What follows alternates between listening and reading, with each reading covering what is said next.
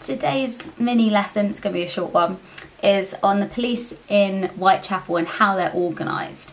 So we've talked about the Metropolitan Police Force, but it's moved on a bit from there now. So they've all been organised into different sections.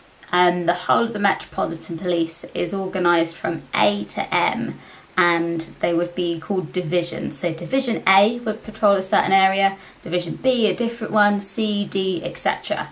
And the division that is responsible for Whitechapel is H Division.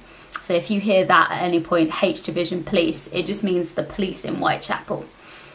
Their uniform has also changed a little bit as well. Before we spoke about they were wearing a top hat, they were wearing pretty traditional Victorian clothes. And it's changed a little bit now because they're now wearing the bright blue tunic so that they could be spotted in a crowd, you know.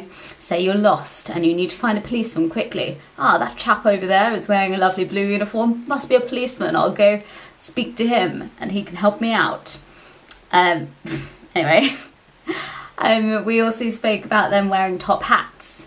Now, not only is this a little bit impractical, but it also gives you no protection at all. Say you get whacked around the head by a criminal, not going to help you, a top hat.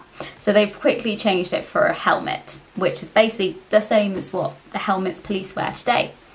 They also would carry a little lamp, a little gas lamp, not only for light, but also for heat if you are patrolling on a night shift.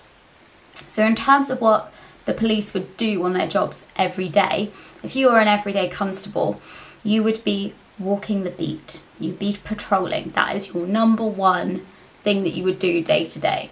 So you'd be given a very specific area, maybe a couple of streets, a couple of alleyways, and you would walk around. You would patrol on the beat, okay? And that's very important. So if you hear that anyone is on the beat, it means they're walking around their specific area. So if you imagine, say you walk to the same place at the same time every day, you're probably going to see the same people. Maybe you see the same people on your journey to school. So you can quickly recognise who is doing the right thing, who is meant to be there, and who is causing trouble. Who is not in the right place, something slightly out of the ordinary. And that's how they kind of try to prevent crimes. However, obviously they didn't have radio, they didn't have computer bases or like any way of really tracking criminals. So if you see somebody drunkenly having a fight outside a pub, all you can really do is try and run after them and try and arrest them. If they get away from you, you don't really have any way of like letting the office know, letting the station know that you've lost them and they could send out somebody else. And the best they could do was they had a whistle for attracting attention.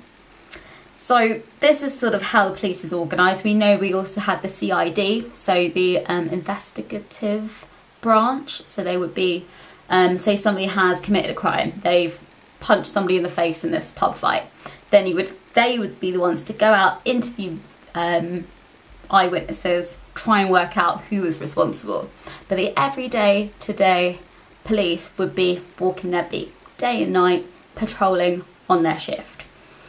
So we are going to go into the problems with the police next time.